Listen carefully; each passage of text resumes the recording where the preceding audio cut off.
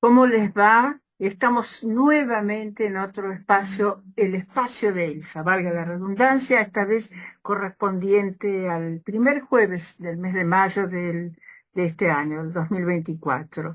Hay varios estrenos, vamos a hablar de cine especialmente, deplorando lo que está ocurriendo con el Inca y con todos los institutos nacionales de cultura.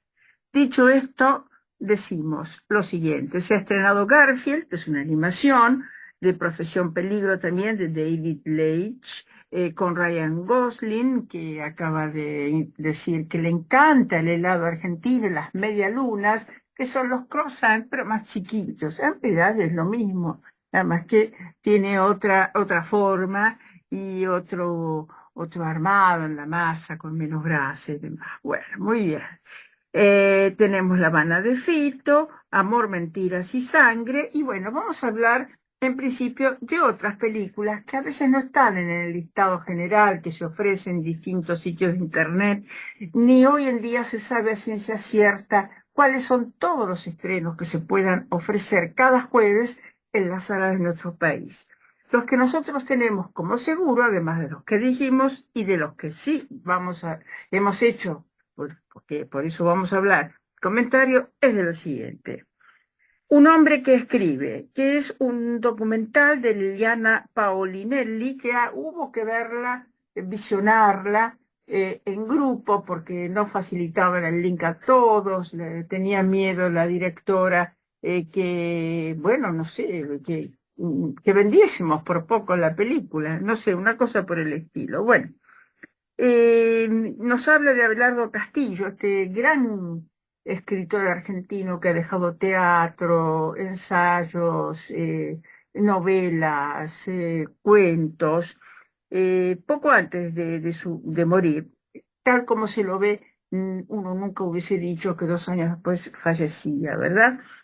Eh, yo diría que como documental es muy poco lo que nos ofrece Paulinelli eh, eh, sobre Abelardo Castillo. Es él frente a cámara, pero un poquito así, de costadito, apoyando el brazo, en este caso el brazo izquierdo, y hablando. Le habla a ella, ella nunca aparece, la interlocutora, que suponemos que es la directora, nunca aparece en cámara y él se pasa todo el tiempo hablando, respondiendo, contando su vida, y hablando también de su interés por la cultura. Fue el fundador y director de las revistas El Grillo de Papel, El Escarabajo de Oro y El Ornitorrinco. Y como dijimos, tiene una vastísima obra. Falleció hace 2 años. Una pérdida enorme para nuestra cultura. Y también vamos a decir un poquito más de este documental, que no es documental. En todo caso, es un documento literario, porque de documental no tiene nada. Apenas un documental tiene que documentar lo que está, el tema del que está hablando o que está desarrollando, ¿verdad? Acá tenemos a Abelardo Castillo, que desarrolla con su palabra su historia, ¿no? Como, digamos, narración que aligera un poco esa cámara de medio plano constante, se muestran algunas tapas de libros, hojas de alguna novela, se las pasa rápido, se las pasa más lento, un detalle como para que uno no diga, a ver, bueno, esto no es un documental, es en todo caso un documento literario, que estamos en dos cosas distintas. Eh, es decir, que este documento literario es para un target determinado de público, para aquellos que que sienten, mejor dicho, curiosidad por la literatura, porque sí, porque les nace, porque les gusta, y si no, para los estudiantes de literatura o para los filósofos.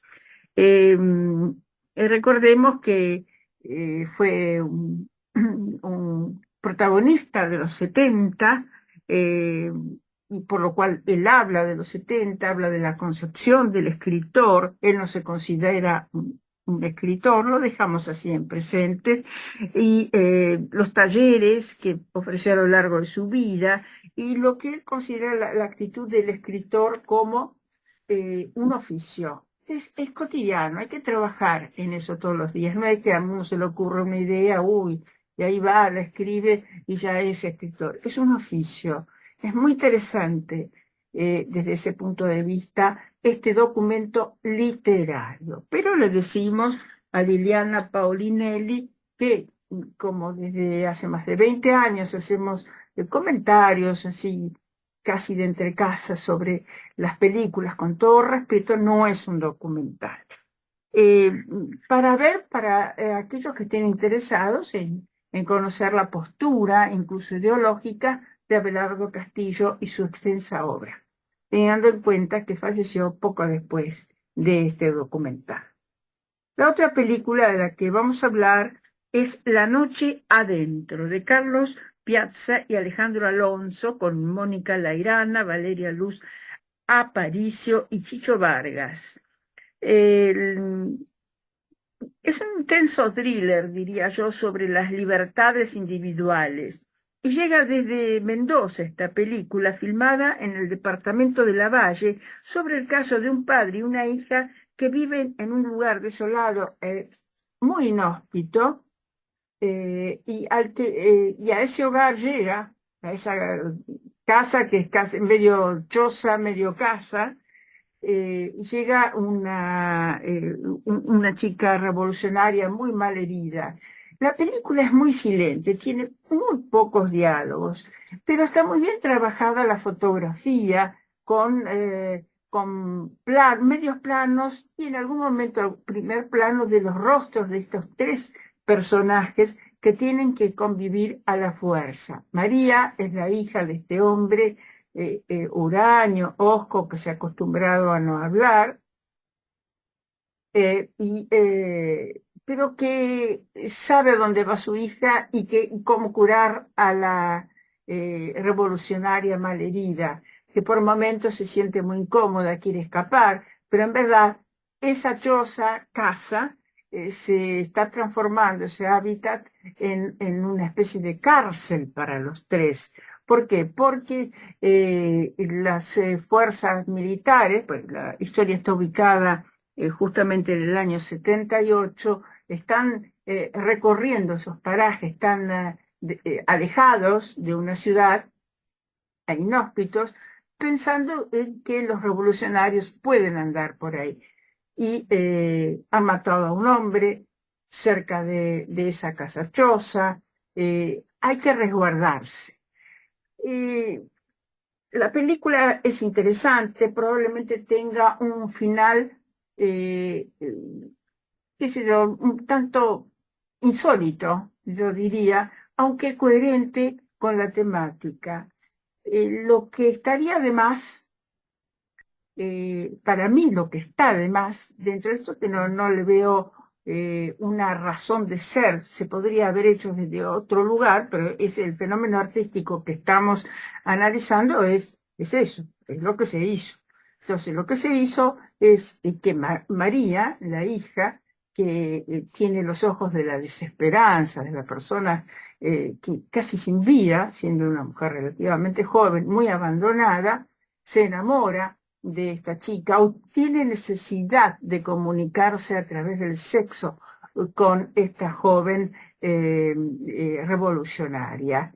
Se ve solamente en uno o dos momentos este acercamiento entre las dos mujeres, pero no aporta nada porque la revolucionaria no va a cambiar de actitud, lo único que quiere es irse por este amor con María y su padre advierte absolutamente todo, por lo cual mantiene su actitud de estar alejado y de ser muy ojo.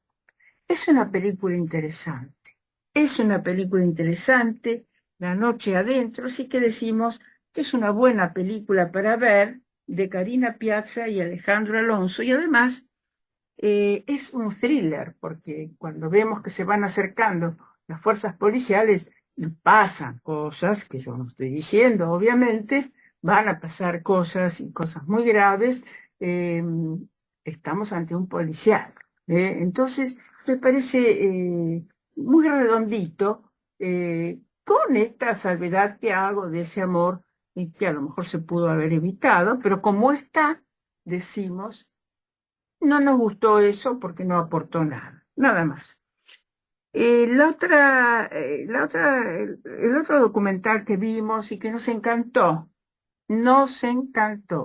La Habana de Fito, con dirección y guión de Juan Bin Vilar, es una coproducción, y nos está mostrando el otro Fito Páez. Les puedo asegurar que aún con tantos años en periodismo, muchos no sabíamos de toda esta actividad de Fito Páez en el exterior. Muchos, cuando tenemos que hacer todo tipo de notas, no podemos estar analizando, si no estamos específicamente en la sección música, obteniendo esa información de primera mano. Así que yo no la tuve, creo que muchos otros colegas tampoco. eh, Está rescatando la figura de Fito Páez y lo ubican físicamente en la terraza de un hotel de esos como de Art Deco tan antiguos que vemos en los documentales de la ciudad de La Habana, y en la terraza. Y a él le encanta todo eso porque le recuerda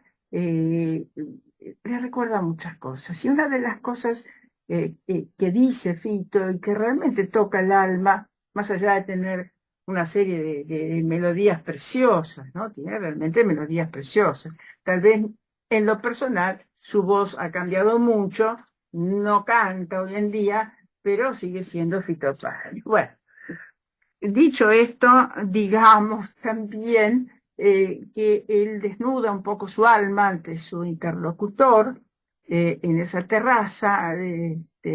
Claro, es también un reportaje, pero es un reportaje que se transforma en documental.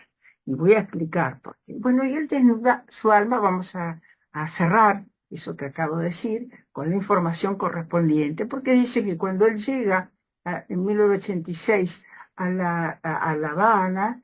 Él venía de pasar una tragedia enorme. Yo recuerdo perfectamente que eso fue, eh, que ocupó páginas de los diarios, que había que escribir sobre eso, que no entendíamos por qué le había pasado. ¿Qué le había pasado? Habían asesinado a su abuela, a su tía y a una chica que las ayudaba en la casa, en la ciudad de Rosario, de donde es Fito Páez, y que estaba embarazada. Fue una tragedia terrible. Y Fito lo retoma acá. Nunca yo particularmente se lo había escuchado decir, y dice que le salvaron la vida porque su vida iba para el suicidio, o sea, para la muerte. A partir de ese momento, eh, ¿qué pasa con Fito? Se encuentra con la gente de La Habana, con los músicos, especialmente con Pablo Milanés. Hay que decir que hace 2 años que falleció Pablo Milanés, esto está filmado un poquito antes, muy poquito antes, falleció en España de un cáncer. Los dos trovadores que conocimos, ni bien vino la democracia en nuestro país, fueron Silvio Rodríguez y Pablo Milanés. Pablo Milanés es quien lo recibe en este momento y lo llama Fito el Buda cubano, porque es pelado y tiene toda esa forma física como si fuese un Buda. ¿Por qué digo que es un documental? Porque además de que va y viene la cámara sobre esta terraza donde habla, hay una serie de inserts muy interesantes sobre los distintos eh, conciertos que ofreció Fito Páez, por ejemplo, de 1987, 1988, su regreso en el 96, incluso con su pareja, entonces con Cecilia Roth, en el 2012, en el 2014 y en el 2016. En la década del 90, en uno de sus viajes, eh, ¿quién le apareció en el departamento donde él estaba o en el cuarto del hotel? Eso no está especificado. El comandante Fidel Castro. eh, Cecilia Roth recuerda que ella estaba saliendo del baño, estaba envuelta en una toalla y apareció el comandante. Y dice, ¿qué tal? ¿Cómo le va? Se sentó, porque no le importó nada. Se sentó y empezaron a hablar y hablaron de todo, menos de política.